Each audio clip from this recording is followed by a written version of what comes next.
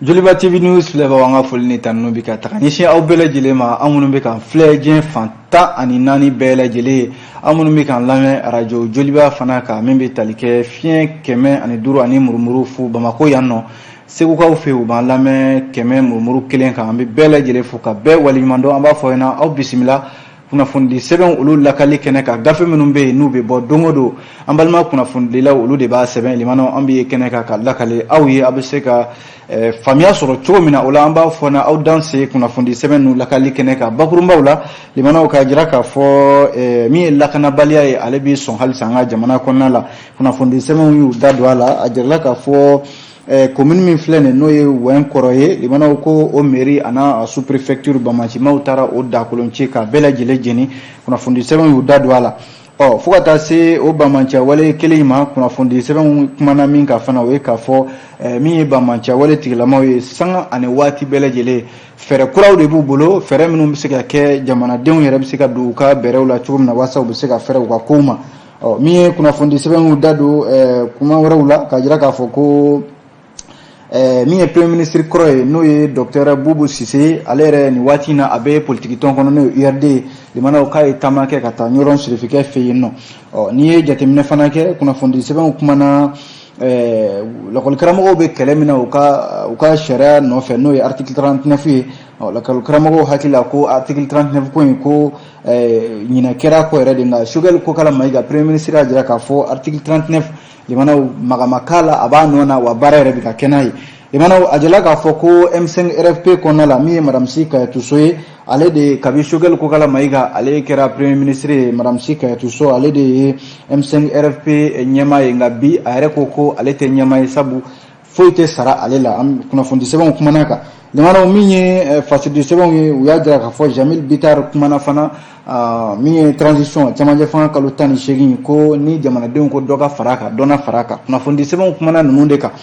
limanaw an b'a daminɛ teliyara ni fasidi sɛbɛn min u k'a ma ko l'essor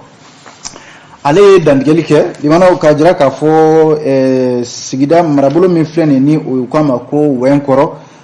commune Wɛnkɔrɔ limanaw fasidi sɛbɛn l'essor de kumana ka sɔgɔmada in na a ko u ka sous préfecture ani mairie limanaw ko walejugu tigilamaw ye o jeni ka limanaw tiɲɛni fɛn fɛn bɛ yen ni hakili b'a la u y'o kɛ ka ɲɛsin u ka sous préfecture ani mairie ma ka taa n'u sen fila ye waleya in kɛra kari tɛmɛnen juillet kalo tile 25 san 2021 nɛgɛ kanɲɛ 14 yɛrɛ tɛmɛnen an bɛ fitiri waati la waati minnu na maa dɔw bɛ yen maa minnu bɛ yen ni limanaw maramafɛntigiw don sɛbɛkɔrɔ labɛnnen don kosɛbɛ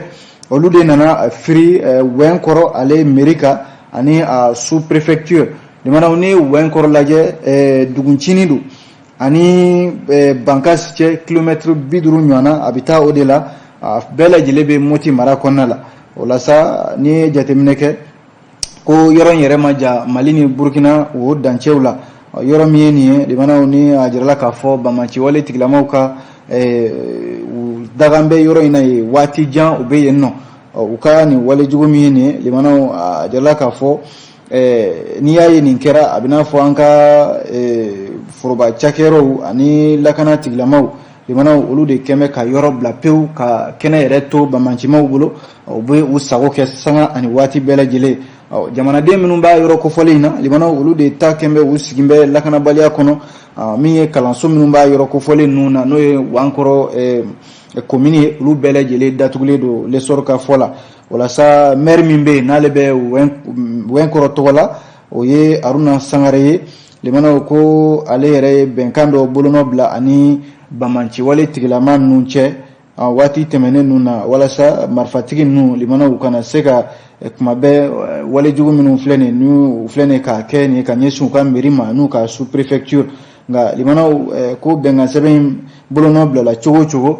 min kɛlen ye nin ye o bɛ lakali bɔ sabu a bɛ n'a fɔ bɛnkan sɛbɛn in tɛ ka don ba la Bamancimaw ta kɔni kɛn bɛ u b'a fɔ an ka bɛn nin ka kunka kɔfɛ u bɛ tila ka bɔ ka janfa wɛrɛ boloda limanaw n'i ye jateminɛ kɛ a bɛ n'a fɔ bi duguncinin min ye nin ye n'a filɛ nin Moti mara kɔnɔna la limanaw ale Bamancimaw kɔni dagayɔrɔba don wa u ye nin tiɲɛni min kɛ o ye misali yɛrɛ bɔ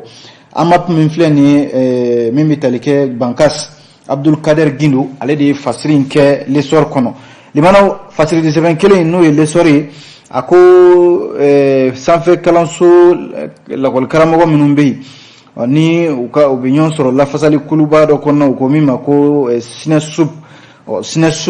k'u bɛ u kɛlɛkɛ sen ka an bɛ waati min na ko sisan syndicat national de l'enseignement supérieur et de la recherche scientifique sinɛsup limanaw ko u ye baarabila dɔ kɛ tarata tɛmɛnen ani araba tɛmɛnen na ka u ka laɲini dɔw k'olu walasa olu bɛ se ka sabati cogo min na laɲini ninnu na u bɛ ka min jagoya jamana faamaw kan o ye k'a fɔ ko bolonɔ bilala sɛbɛn dɔ la ordonnance dɔ limanaw min bɛ tali kɛ u ka grille dɔw la n'o bɛ kɛrɛfɛ saraw kofɔ limanaw 775 850 ani 1555 ani 1650 limanaw o ye sara yɛrɛ cogoyaw ye sarakɛlaw b'a a faamuya cogo min na o la sa a jala k'a fɔ san 2 yɔrɔ ni ye jateminɛ kɛ layidu kun tara u ye k'a fɔ ko san 2 n'i taara retraite la limanaw dɔ bɛ fara o sara kofɔlen ninnu kan ni ye jateminɛ kɛ maa min bɛ yen n'ale kun ye kumatigi ye nin yɔrɔ in na yen nɔ ale y'a jira k'a fɔ bɛnkan kɛra nin fɛn fɛn kan maa bɛ yen ko i taara retraite la i b'a sɔrɔ i ka bɛnkan kɛra min kan limanaw o ma bɔ a sira ma laɲini tɔ minnu bɛ yen o bɛ tali kɛ joona ko u ka prime de recherche n'o ye kɛrɛfɛ sara ye min bɛ di lakɔli karamɔgɔw ma o bɛ ɲinini minnu kɛ ka taa bila lakɔlidenw ka bolo kan ani sara minnu bɛ yen ni o ye lakɔli karamɔgɔ minnu fana bɛ yen n'olu bɛ ɲinini kɛ article 34 décret numéro 2017 min taara octobre kalo tile 9 san 2017 waatiw la k'a jira k'a fɔ fana minɛn kɛrɛnkɛrɛnnen min bɛ yen n'u k'a ma ko statut ancien chercheur min bɛnkan kɛra o fana kan septembre kalo tile 27 san 2017 limanaw o fana sara minnu bɛ yen olu fana ka di joona joona u bɛ k'o laɲini kɛ kabi fana ɲɔgɔndan minnu kɛra examen minnu kɛra san 2016 ani san 2017 fo ka taa se san 2020 ani san 2021 limanaw o fana sara minnu bɛ yen o kan ka di lakɔli karamɔgɔw ma syndicat ninnu n'o ye lafasali kulu ye u y'a jira k'a fɔ baarakɛla maa 59 bɛ yen olu minnu ni olu ye contractuels ye n'olu bɛ CNSUP kɔnɔna la ani maa 500 ani maa 2 wɛrɛw minnu fana ye contractuels ye limanaw a jirala k'a fɔ olu fana ka saraw balannen don o fana ma se ka di limanaw nin de ye laɲini damadɔw ye Dr Abdul Male ale de ye SNESUP yɛrɛ ka ɲɛmaa ye a ye laseli minnu kɛ u y'a jira k'a fɔ ni laɲini ninnu bɛnkanw de don ni gouvernement cɛ nka hali sisan limanaw baarakɛlaw ni jamana ɲɛmaaw ta kɛn bɛ bɛnkan min kɛ fɛnw kan nka a laban foyi tɛ bɔ a sira ma ne ka kuma tɛ dɛ an ye nin bɔ l'essor de kɔnɔ sɔgɔmada in na aw bonya b'a la n'an tora kunnafoniw kɔnɔna la an bɛ don les échos welewele ale kɔnɔ les échos y'a jira k'a fɔ ko cogo min na jadisiw olu bɛ fɛɛrɛ minnu tigɛ ka se ka min ye jamanaden minnu bɛ yen limanaw ni u sagoya b'olu la ka se ka olu don u dondaw fɛ ka ta ɲɔnɔ ka Segu mara la fo ka taa se Mondoro Douanza n'a ɲɔgɔnnaw ma limanaw ni jateminɛ kɛ yɔrɔ min ye bamaci wale tigilamaw ye olu bɛ u ka wale jugu kɛ waati min na jamana yɛrɛ cakɛdaw lakanabaw tɛ yɔrɔ minnu na o de ye olu b'u mamuso ka ganforo la o yɔrɔ kofɔlen ninnu na fɛn fɛn ma n'u diya limanaw b'o boloda o yɔrɔ ninnu na yen nɔ an y'a fɔ ten sisan ka taa ɲɔnɔ Segu mara la ka taa Mondoro fo ka taa se Douanza limanaw jagoya silamɛya tigilama minnu bɛ yen n'o ye islamiste radicaux ye olu de bɛ ka u bɛ ka kibaruyaw yɛrɛ di ɲɔgɔn ma jamana fantan naani bɛɛ lajɛlen hali cɛmancɛ bolo ninnu fɛla ninnu na ka se ka u ka baara jugu ka fɛɛrɛ kuraw ɲini a la o la sa n'i ye jateminɛ kɛ Mali administration n'o ye foroba baarakɛlaw ye yɔrɔ n'i ye jamana yɔrɔ caman lajɛ bi limanaw i b'a sɔrɔ foroba cakɛlaw tɛ yɔrɔ caman na a ko an bɛ waati min na ko sisan les échos ka kuma la commune 808 bɛ Mali kɔnɔna la bi limanaw Banyankara mara la a jirala k'a fɔ Mali foroba baarakɛlaw tɛ yen nɔ n'i ye olu lajɛ bi ko 27 dɔrɔn de bɛ yen min yɛrɛ bɛ jamana kelen don ka min yɛrɛ don a yɛrɛ ka bɛrɛla jamana ka lakana bi min kan a tɔ bɛɛ lajɛlen fɛn fɛn filɛ limanaw bɛɛ bɛ bamacimaw ka bolo kɔnɔ walasa ka se ka ko yɛrɛ faamu bamaci wale tigilamaw kelen do k'u tɛgɛ biri ni yɔrɔ kofɔlen minnu da la limanaw u bɛ fɛɛrɛ dɔw de tigɛ fɛɛrɛ minnu limanaw a fɔlɔ u b'a fɔ k'u bɛ bɛnkan tɛmɛ u ni jamanadenw ni ɲɔgɔn cɛ o bɛnkan ninnu limanaw i b'a sɔrɔ kɔfɛ u bɛ tila ka sigidalamaw k'u jagoya ka u don u dungada fɛ ni maa min ye bɛnkan bila u ni ɲɔgɔn cɛ e sɔnna ne sɔnna kɔfɛ e ka tila ka taa bɔ o kɔfɛ k'a fɔ ko aya ne ni bɛnna nin kan n bɛ ko wɛrɛ jagoya i kan min tɛ bɛnkan kɔnɔna la limanaw o de ye bamacimaw ka fɛɛrɛ fɔlɔ ye fɛɛrɛ filanan ye mun ye o ye u bɛ dugu dɔw lajɛ limanaw ka taa u daga o dugu da la maa si tɛ bɔ maa si tɛ don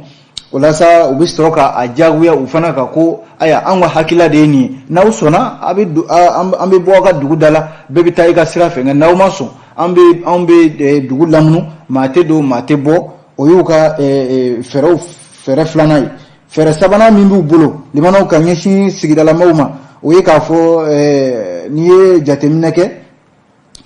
terroriste ninnu limanaw u bɛ maaw dɔw jaso ka bɔ u ka dugu kɔnɔna la limanaw ka taa n'u ye fo yɔrɔ jan k'u tunu u somɔgɔw la ka sɔrɔ ka laɲini kɛ somɔgɔw fɛ k'a fɔ a ye nin di o la an bɛ sɔrɔ ka aw ka mɔgɔw bila limanaw ni de ye fɛɛrɛ damadɔw ye bamacimaw kɛlen don ka min k'u taabolo ye jamana cɛmancɛ la a n'a yɔrɔ caman na bi wa yɔrɔ filɛ nin ni o bɛ ka fɔ a jirala k'a fɔ jamana ka foyi tɛ nin yɔrɔ kofɔlen ninnu na jamana ka cakɛda foyi tɛ jamana ka lakanaba foyi tɛ a yɔrɔ kofɔlen ninnu na o de kɛmɛ sababu ye bamacɛwale tigilamaw u bɛ nin wale ninnu boloda a yɔrɔ kofɔlen ninnu na wa ko n'i y'a yɔrɔw lajɛ les échos ka fɔ la kalanso si tɛ a yɔrɔ ninnu na min dayɛlɛlen don wa ni kalanso ninnu datugura jadisi ninnu bɛ min kɛ o de ye k'a fɔ denmisɛnnin minnu b'a a yɔrɔ kofɔlen ninnu na limanaw maa min ma taa kalanyɔrɔ la min ma ekɔli kɛ yɔrɔ hakilila wɛrɛ de bɛ don o kunkolo la o ka teli kosɛbɛ k'o hakili yɛlɛma k'o don i dungada fɛ bamacimaw de b'o kɛ ka sɔrɔ ka o denmisɛnnin fasugu ninnu minnu ma se ka kalanso datugulen don minnu ma taa kalanyɔrɔ la ka sifinnakaw bɛɛ lajɛlen hakili yɛlɛma k'u kunda jadisiya wale kan o kɔ ka tila ka u hakili yɛlɛma k'u bila u ka se ka u yɛrɛ ka duguw kɛlɛ limanaw nin de ye kuma yɛrɛ ye les échos maaw u sera ka min sɛbɛn bi na anw fana sera k'a lakali aw ye kunnafoni filɛ nin ye aw bonya b'a la n'an tora kunnafoniw kɔnɔna la limanaw an bɛ don min ye l'indépendant kɔnɔna la indépendant ale kumana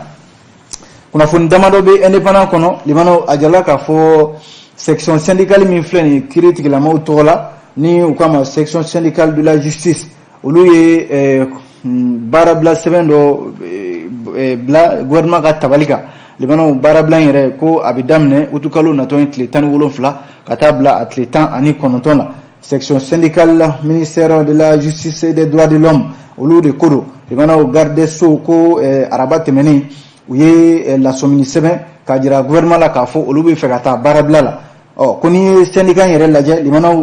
u bɛ kulu kɔnɔna la n'o ye centrale syndicale démocratique CDTM u b'o de kɔnɔ o yɛrɛ yɔrɔ o ɲɛmaya bɛ minisiri bolo bi min bɛ an ka kalanko kunna ne kan ye madame Sidibe Dedewu Usman ale de bɛ CDTM ɲɛmaya la ko syndicat in a bɛ olu ka jɛkulu de kɔnɔ walasa préavis min filɛ nin ni o bilala gouvernement ka tabali kan limanaw ka bilala gouvernement ka tabali kan waati min na premier ministre labɛnnen don ka taa a ka baaraba min bɛ yen n'a kan k'o kɛ n'o y'a yɛrɛ fɛla ye n'u ka ma plan d'action du gouvernement a kan ka to fɔ CNT maaw ɲɛma indépendant ka kuma la limanaw baarabila min ye nin ye ni kiiri tigilamaw section syndicale du ministère de la justice et des droits de l'homme ko a bɛ daminɛ utukalo tile 17 ka taa kuncɛ a tile 19 laɲini minnu b'u bolo limanaw a bɛɛ ye sarakow de ye indemnité de participation à la judicature o tɛ dɔwɛrɛ ye limanaw ko kɛrɛfɛ sara minnu bɛ yen ni olu u kan ka di u ma k'a sɔrɔ de u sen bɛ kiiri baara la o ka di ani fana ko ɲɛmayaso dɔ u ka bila sen kan n'o ye direction des ressources humaines min bɛ baarakɛlaw yɛrɛ ka hakɛw bɛɛ lajɛlen lafasa fo ka taa se n'i ye jateminɛ kɛ direction nationale de l'administration pénitentiaire minnu bɛ kasobo kɔlɔsi limanaw a yala k'a fɔ olu fana ka hakɛ dɔw bɛ yen o fana kan ka di n'i ye jateminɛ kɛ ko laɲini kun kɛra jamana faamaw fɛ kabi utukalo tile 10 ana ka fo ka taa bila octobre kalo tile 10 na nin kɛra san 2017 k'a fɔra ko sigi dɔ bi kɛ walasa min ye nin ma kofɔlen ninnu u ka hakɛw kuma ka k'a kan min bɛ di min ma u ka di o ma nka limanaw hali sisan taama bɔ sisi ma mɛnɛ o de la ninnu fana ko k'u bɛ taa baara bila la ale indépendant kelen in kɔnɔ limanaw ko nin ye polisi dɔ ye sergent do nka sergent stagiaire de do limanaw o ye policier min na a bɛ baara dege de la fɔlɔ ale yɛrɛ ma policiya yɛrɛ daminɛ ka ɲɛ limanaw ko ale taara ye suɲɛni na ko nka a tɛgɛ tara dɛ a tɛgɛ tara jakarta suɲɛ de la a kɛra maaw yɛrɛ ye bɔra kibaruya in kalama ja min ni limanaw o bɛ bɔlɔlɔw sanfɛ n'u bɛ yaala la a jirala k'a fɔ i bɛ cɛmisɛnnin 2 ye u bɛ jakarta sanfɛ waati min na u bɛ k'u labɛn ka don so dɔ kɔnɔna la u bɛ fɛ ka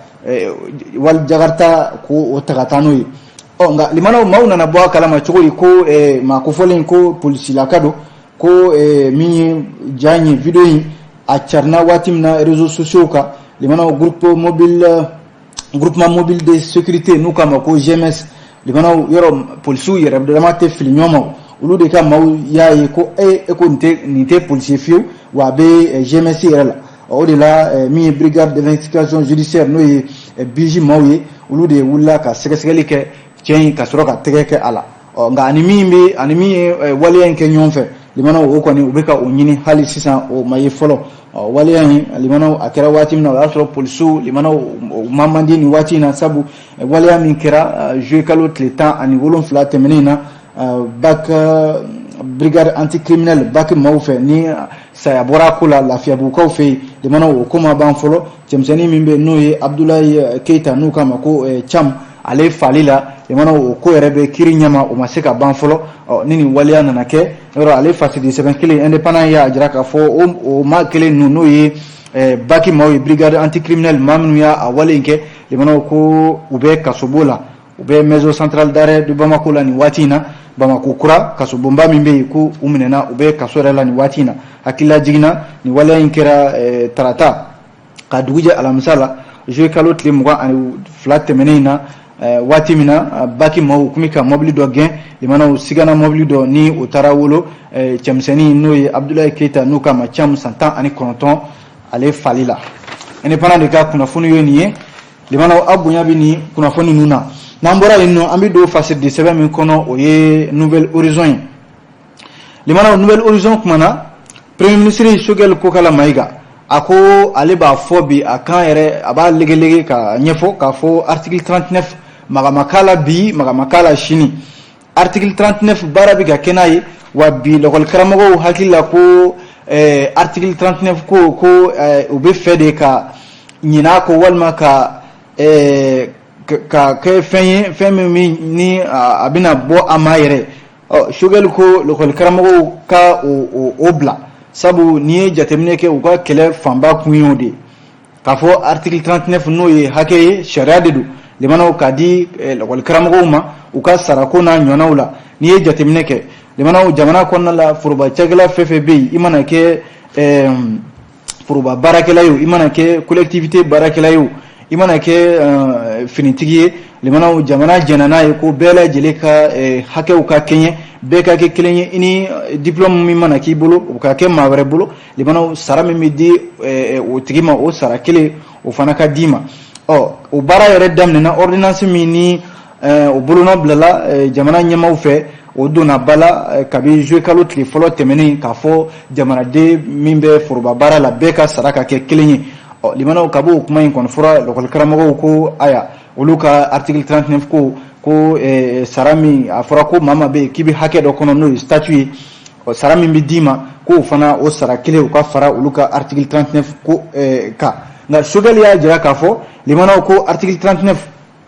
ko n'i y'a lajɛ bi n'i ye lakɔli karamɔgɔw ta 100 sara o 100 sara 90 bɛ yen bi article 39 olu u bɛ ka a nafa bɔ sara o sara bɛ yen ko a dira article 39 ko la lakɔli karamɔgɔ 100 sara o 100 sara i b'a sɔrɔ maa 90 bɛ yen bi olu bɛ ka a nafa bɔ bi ka a bɛ min fɔ bɛɛ ka se k'o faamuya limana o ye k'a fɔ l'école karamɔgɔw ka hakɛ min n'u bɛ ka ɲini nin n'u hakili la ko article 39 yɛrɛ ko fɛn de don a dira ka ban fɛn don wa baara yɛrɛ bɛ ka kɛ n'a ye a sara bɛɛ lajɛlen bɛ ka di n'a fɔra ko jamana ɲɛmaaw bɛna segin ko kura ka daji tu ka nɛmu Choguel ko ayi o tɛ article 39 bɛ ka lawaleya bi wa magamaka la l'école karamɔgɔw ka se ka o faamuya limana nin kɛra waati min na parlement des enfants ni o ye denmisɛnnin fitininw olu ka kuma lase jɛkulu ye minnu bɛ denmisɛnnin fitininw ka hakɛw lafasa limana olu de wulin bɛ bi ka kuma ɲɔgɔnya boloda faamaw ani l'école karamɔgɔw ni ɲɔgɔn cɛ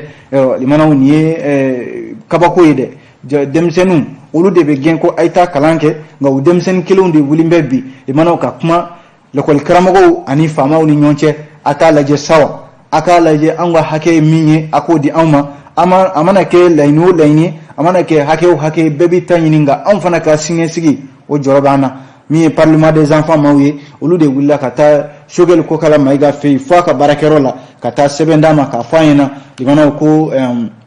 l'école karamɔgɔw bɛ fɛ ka baarabila min daminɛ utukalo natɔ ye tile 9 ka taa bila fo a tile 27 la limanaw olu jɔyɔrɔ ko don olu bolo nka Choguel ko a ye min kɛ ka denmisɛnnin ninnu jaabi limanaw o de k'a fɔ u kɔni u ye sigi kɛ u ni l'école karamɔgɔw ye sigi kɛ u kumana l'école karamɔgɔw jaabi min dir'u ma ani ɲɛfɔli min kɛra u ye l'école karamɔgɔw ko k'u bɛ taa u ka base ɲininka n'o ye maa minnu u kɔmaw u ka sɔrɔ ka na Choguel ko u b'o de lahala la u b'o de bolo ka fɔlɔ olu kɔni sigilen don k'u kɔnɔ yanni u ka segin ka na kuma ye nin dɛ limanaw an ye nin bɔ Nouvelle Horizon aw bonya bɛ a la limanaw n'an tora kunnafoni sɛbɛn kɔnɔna la an bɛ don facette sɛbɛn min kɔnɔ o ye indicateur du renouveau ye a daɲɛ fɔlɔ yɛrɛ la limanaw an ɲɛ bɛ madame Si Kayitu So ale ye M5 RFP ale ye o ɲɛmaa ye bi sabu Choguel Kokala Mayiga madame Si Kayitu So limanaw ni waati in na ko ale de kabi Choguel Kokala Mayiga kɛra premier ministre ye madame Si Kayitu So ale de kɛra M5 ɲɛmaa ye nka a y'a jira k'a fɔ limanaw ko M5 ɲɛmaaya ale y'a bila bi pewu ka sababu kɛ mun ye limanaw sa o y'a kunkolo ye nka limanaw fɛn bɛ kɛ M5 kɔnɔna la foyi tɛ sara ale madame Si Kayitu So la n'i ye jateminɛ kɛ kabi M5 RFP mouvement d'extinction rassemblement des forces patriotiques kabi waati min na olu de ye wulikajɔw kɛ ka Ibrahim Bokar Keita ka fanga dafiri utukalo tile 18 limanaw hali n'a sɔrɔla o kɔ finitigiw nana k'a fɔ k'u nana M5 RFP ka baaraw dafa nka yɔrɔ a ko daminɛw la M5 ni finitigi minnu ye fanga dafiri u ma ɲɔgɔn faamu fo a nana kɛ cɛmancɛ fanga fɔlɔ taalen kɔ Choguel Kokala Mayiga finitigiw nana bolo bɔ ale de nɔfɛ k'ale kɛ ministre ka ɲɛmaa ye kabi Choguel kɛlen ministre ɲɛmaa ye M5 RFP limanaw a ɲɛmaaya o dira madame Si Kayitu So ma madame Si Kayitu So limanaw an bɛ don min ko bi a jirala k'a fɔ ale a yɛrɛ ka ɲɛfɔliw la a ko M5 RFP kɔnɔna la bi yɔrɔ kabi Choguel kɛra premier ministre ye i b'a sɔrɔ maa caman bɛ yen olu taara dɔw kɛra ministrew ye dɔw kɛra conseillers ye dɔw yɛrɛ taara ka don foroba baara la nka limanaw ko bɛnkan min tɛmɛna M5 n'a fɔ Choguel ani finitigiw cɛ madame Si Kayitu So ko olu M5 RFP ma olu tɛ foyi kalama a ko la limanaw nin bɛ mun ko fɔ o ye k'a fɔ mankan de bɛ M5 RFP kɔnɔna la bi sabu min bɛ tali kɛ fanga sɔrɔla nka limanaw bɛɛ ni kuntilenna don bi M5 RFP kɔnɔna la a jala k'a fɔ madame Si Kayitu So ale min na ale de sugandira ka bila Choguel Kokala Mayiga nɔ na a yɛrɛ ko k'ale tɛ M5 ɲɛmaaya la bi sabu minnu bɛ yen ni olu bɛ gouvernement kɔnɔ minnu bɛ yen ale ye Choguel yɛrɛ min bɛ premier ministre la limanaw ko foyi tɛ kɛ M5 RFP kɔnɔ bi ni u da t'a la wa fɛɛrɛ o fɛɛrɛ bɛ tigɛ ani hakilila bɛ ta bi M5 RFP kɔnɔ limanaw olu yɛrɛ de b'a ta a tɛ kɛ u ɲinɛ ma u bɛ tila ka na o sɛbɛn di ale ma tuguni k'ale k'i bolonɔ bila o la ale t'i bolonɔ bila o la wa a yɛrɛ ko ɲɛmaaya in limanaw a y'a bila bi a y'a ta yɔrɔ min na a y'a bila yen limanaw o bɛ min ko fɔ o ye k'a fɔ M5 kɔnɔna la bi ko gɛlɛya b'a kɔnɔ sabu ɲɛmaa minnu b'a kɔnɔ olu ko fɛn bɛ kɛ fɛn min na a tɛ sara u la limanaw ale facette sɛbɛn kelen ni o ye indicateur du renouveau ye a y'a jira k'a fɔ Dr Boubou Cissé ni o ye Ibrahim Bokar Keita ka premier ministre laban ye limana ale tara inyada nyoron sirifike ka no ye buye haidara nyoron ka ufe no oro tama mieni na akera limana ayala ka fo nyoron sirifike ako fenwre tale ni bubu sisete chede limana somaya de buche somaya mindo deni faya sabu mi nyoron sirifike ako politiki ko tale ni bubu sise do nyona somaya de budi do nyona ale dende ye docteur bubu sise nyoron certificat de info limana o tama infana ko konna la ko docteur bubu sise yoro ni watina abe politique ton konna la no URD o URD mi ni limana o ka section mi fleni nyoro di Sahel limana a chena musominumbe ku boraka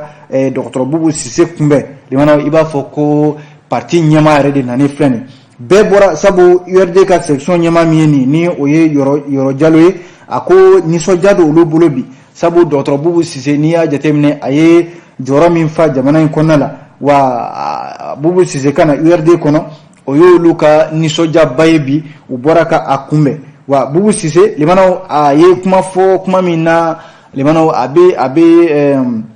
abe balibela sabu bubu sise koko kabi kaleto Ibrahim Bokar Keita ka gouvernement kono politique tomi jara ale yere ni limana ale o nege amine akado konala o URD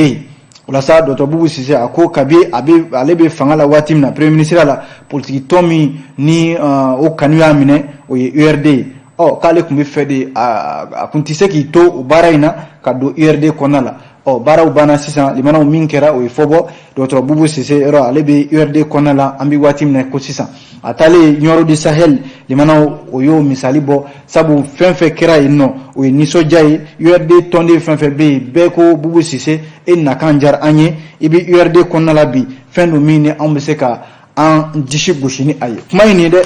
limana ayni mbo fasidi sebe mi kono comme un indicateur de renouveau abi dansi ke fasiru labi limana an sera kamin soro ka lakali awye o ye niye ka obele jile fo ka wali mando awni che akambe jen wati were